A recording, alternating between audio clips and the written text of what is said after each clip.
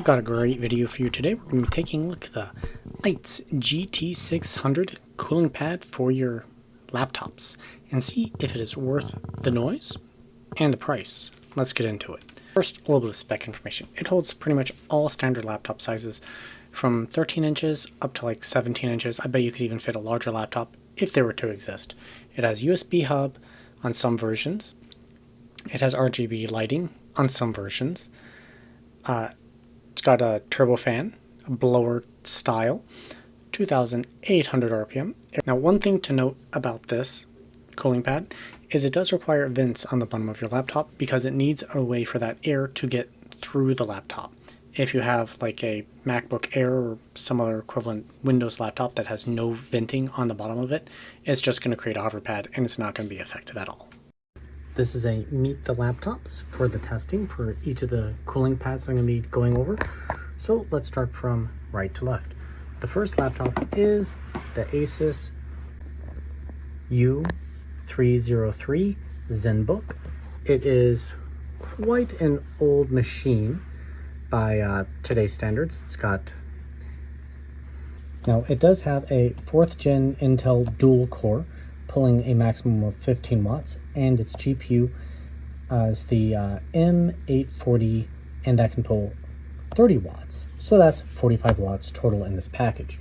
Now, the reason for it, using this in the testing and why it's valid, is it's got an aluminum body, and I don't know if you can see it in there, but there's a little bit of gray in there where I attached some thermal pads to the heat pipes and attached it to the bottom of the chassis so that there's extra heat dissipation. So this would be a test applicable to, let's say, MacBook Air if you did that mod to it, or another laptop that you're applying this mod to where you're just attaching thermal pads to the bottom of it. Now, I do want to note that you would not do this on a laptop that you plan to use as a laptop. It would be to be used as a desktop replacement because you're sinking extra heat to the bottom of the chassis, and most of the modern laptops have thermal sensors for the bottom of the chassis that keep them from getting too warm, to keep them from burning you. So literally, in order for this method to work, you probably would need a cooling pad of some kind, or using it on a stand with probably air blowing behind it to give it that active cooling. The second laptop here is my Lenovo Yoga C940, and it features Intel Iris G7 graphics before the Xe cores came about. It's got a, 10th gen quad core, the 1067, something like that, 65 G7. So big, large vent in it. A lot of the newer ones have an even larger vent, but this is representative of a metal bottom, no mods, integrated graphics, maximum power draw like around 65 watts, steady state around 45 watts. So it has a good representation for sort of your average everyday type laptops, or maybe lower end, lower heat use case, dual heat pipe, dual fan, that sort of thing.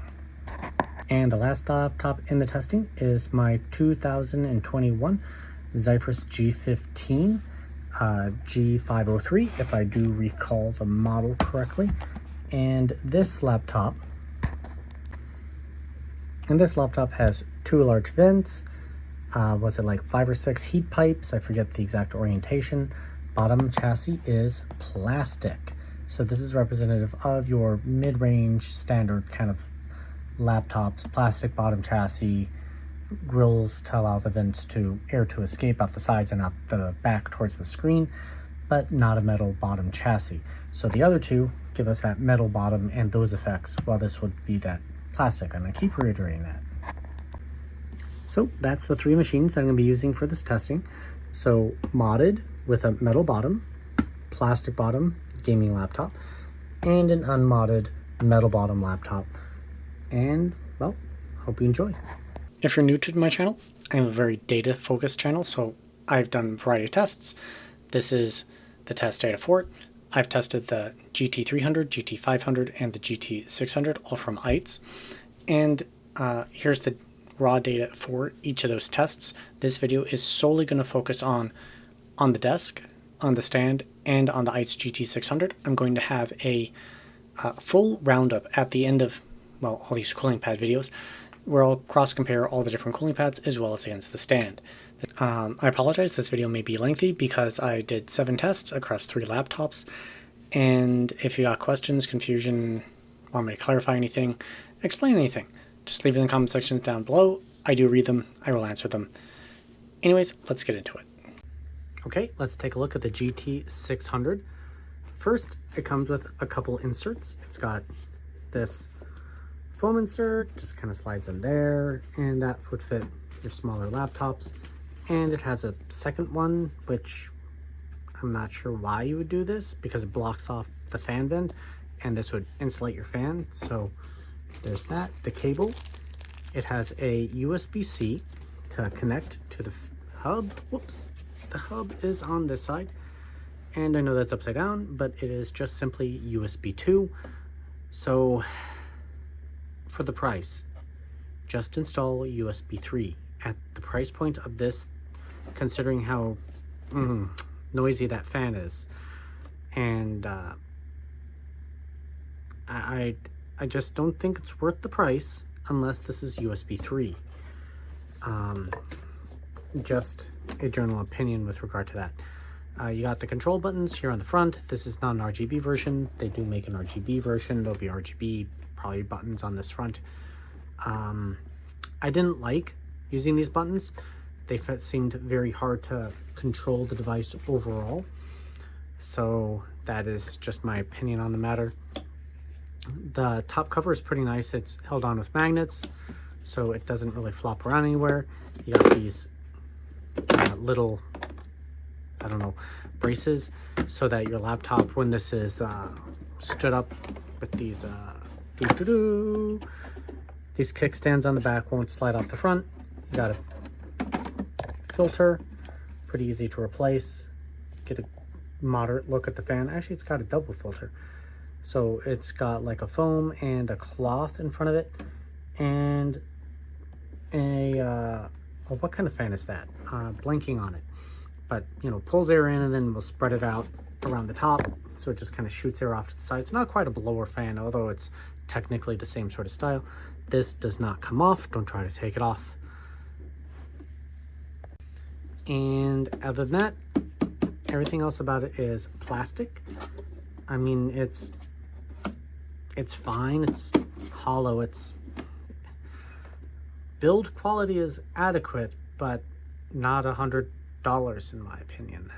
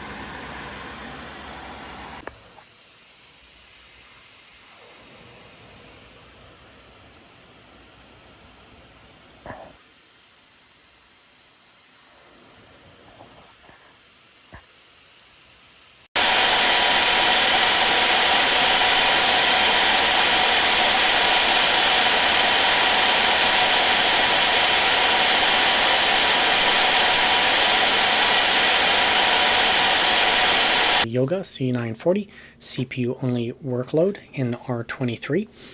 And we see that the GT600 allowed the CPU to run at a higher clock speed. Let's explore why. So the CPU wattage was significantly higher and more stable. You'll notice that on the table and on the stand, the CPU clock speed was slowly kind of dropping away. So even though it reached a quote steady state, it was still losing wattage and thus clock speed, while adding the cooling pad kept it more stable. And if we take a look at temperatures, well, the GT600 kept them on average lower. Mind again, the temperatures were lowering for the other two, but we're also losing clocks and wattage. So the GT600 is doing that very nicely. For a little bit of a simplified view to really see what we're working with a little bit more easily. So the GT600, the noise level for each of the different test scenarios, the R23 score that I achieved, as well as the CPU wattage. So you'll notice that the wattage on average is higher when we're on the cooling pad. You'll notice that the R23 score is also quite a bit higher, but realistically, in this type of laptop, you're not going to get that much extra performance. It's only 4 cores, but it is still a meaningful uplift. But the noise level, it is almost 4 times as loud. So every 10 decibels is double the noise. So it's going from 38 to almost, I'm going to say 67, round up to 68. That's 20 decibels. So that's 4 times as loud. Is it worth it? Well, that's up to you. I think you're going to annoy yourself or your roommate, or you need some really good headphones. Okay, CPU test temperatures. So on the top, we got average temperature, and on the bottom, we got max temperature. And there's obviously a significant improvement, but the stand is doing quite well. Then, of course, the last graph, we have the delta T. So that's the temperature differential using the on the desk as the baseline. Now we're moving on to the same laptop, but using R23 plus Furmark. So now I'm loading up both the CPU and the GPU at the same time.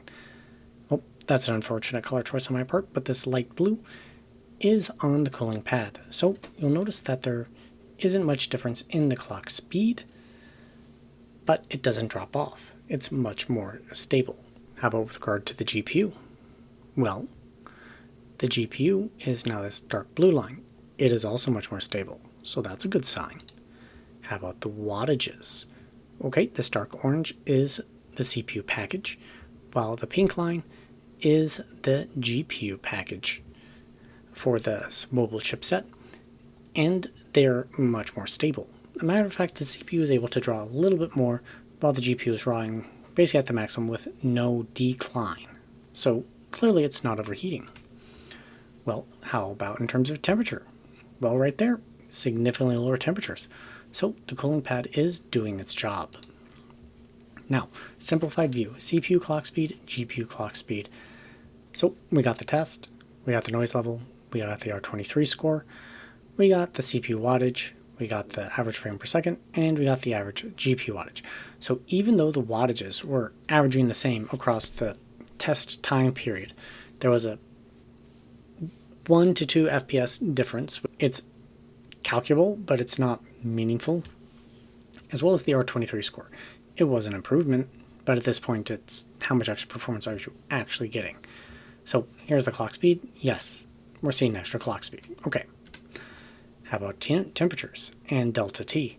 Well, we do see that nice large reduction in temperature, but even the baseline temperatures were perfectly safe for this device. Average temperature for the CPU and GPU, and max temperature for the CPU and GPU. And the delta T is 18 and 16 degrees cooler on this GT600 as opposed to on the desk, and 8 and 9 degrees for on the stand. Next, we're on to the Zephyrus G15 test. This is using Furmark R23 and Furmark at the same time. So first one, you have CPU clock speed. Obviously, there's a huge improvement in using this cooling pad in terms of that clock speed, while using the stand and table had equivalent clock speeds on the CPU. How about on the GPU? Well, ironically, the GPU was running lower on this, which might explain why the CPU was running faster. Alright, I think we need to look into this a little bit more closely. Let's take a look at wattages first, here on the right side. Well, the GPU is drawing less wattage than the other two tests, but the CPU is drawing significantly more. Well, that would explain the decrease in clock speed, and it just drives home the point that laptop testing is hard, and for whatever reason, the laptop decided to split resources up this way. But one thing we can see is a significant improvement in temperatures, so that is a great result there. Let's take a look at a more simplified view. GPU is orange, CPU is blue. So the GPU is running a little bit lower, and the CPU is running a little bit faster. We take over here the test scenarios, the noise level. That is a 20 decibel increase. Holy moly. So even with a bigger laptop, it is still a huge noise increase. The R23 score, the wattage for the CPU, the frames per second, and the GPU wattage. So now, how about temperatures? We got the GPU average temperature, the GPU max temperature, the CPU average temperature, and the CPU max temperature. We got the delta T's. So obviously the GPU saw a huge reduction in temperature, but it also was drawing less power, so it's not quite apples to apples. The CPU was drawing more power and still saw a huge decrease in temperature. So that's pretty awesome. Okay, next I did a 3D Mark FireStrike test. It's a whole bunch of jumble jumble. It's really hard to read, but it's just the GPU clock, and the CPU clock turns about the same. Hard to really see anything. How about the wattage? Well, it's pretty obvious that the GPU is drawing slightly more power than the stand or on the table. Let's keep moving. How about the thermals? Well, that's no contest. Let's see the simplified views. 3D Mark FireStrike FPS. So each of these results are in FPS. So combined test FPS, a slight improvement using the GT600. And the stand obviously saw an improvement over on the desk. Physics, frames per second. Well, there was an improvement in the CPU. The stand and on the table were about the same, although ironically in that test scenario, the stand performed slightly worse. Don't know why.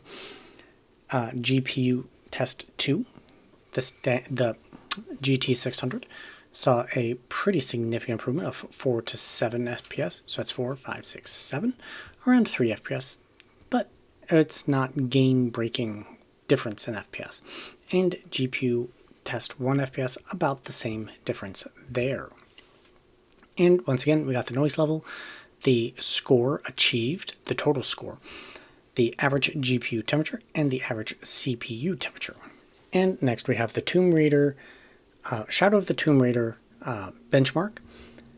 And we have the white line here is the GT600 core clock speed. Then we got the wattages. Well, ironically, the GPU was drawing less power and the CPU was drawing more power. Let's take a closer look here. Temperatures, well, the temperatures are significantly lower than other tests. That makes sense. Let's keep moving. There's no meaningful difference despite the reduction in the GPU clock speed that we saw over here or the wattage, which means the CPU is just allowing the system resource was allowing the CPU to run a little bit faster to manage those clock speeds. So it's system optimizing itself, but total system power would be more or less equivalent.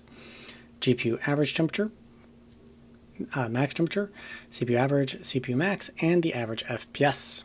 Oh, I did include it. I forgot I put it on my graph. Anyways, then we got the delta T, 17 and 18 degrees difference from sitting on the desk, but so much more noise. On a stand, we got 4 degrees improvement. Up to you if it's worth it to get no improvement in FPS. And the last laptop is the ZenBook U303 R23 plus Furmark test. No difference in wattage. How about in clock speed? Well, it looks like there's a small improvement in clock speed for this poor dual-core CPU running this test. And the GPU, no change. Okay. How about in temperatures? Well, there's obviously an improvement in temperature because this different color orange line is for the GT600 and this gray line is the GPU temperature for the 600. So let's move on to the simplified view. No changes to GPU clock speed, so I just didn't even include the bar. So we got the noise level, it's loud. We've already established that. The improvement in our 23 score and the average FPS. So there was a pretty significant bump in frequency, but not much difference. Maybe you can extrapolate to a bigger number. And then the average temperatures. So this had a very significant, adding those thermal pads with the extra airflow going past it really did help drop this one's temperatures to a much bigger delta T over the desk. Again, doing this thermal pad mod is only if you're using your laptop as a desktop replacement with airflow rushing past it. Otherwise, it's probably going to induce thermal throttling because you'll have that lid sensor going off. So then I did the 3D Mark FireStrike score. These are, again, all in FPS, no difference combined. It's actually a slight reduction, but no meaningful difference in physics. GPU, no difference. So, okay, so general conclusion time. Obviously, these cooling pads have a significant impact on temperatures. This is the R23 and Furmark test because it was the only test that was consistent across all three laptops. Huge reduction in temperature, but at what cost? Loud noises. A stand is going to get you approximately the same level of performance in real-world applications as adding a cooling pad without the extra noise. So it is up to you if a cooling pad is worth it. So here's the data and what you can anticipate the extra reduction in temperature to be, but just note you're not getting any extra FPS. You're not really going to get any extra performance in running your basic workloads with it. So with that, I will conclude this video. Thank you very much for watching. If you got suggestions for more content for me to make, please leave suggestions down below. Please subscribe, hit that like button, and if you like the kind of content I make, think about joining me as a Patreon member or as a YouTube member. That money does go a long way in helping support this channel and buying these, well, devices to test and present data on. Anyways, thank you very much. Have a great day, and I hope to see you next time here on Computer Tech and More.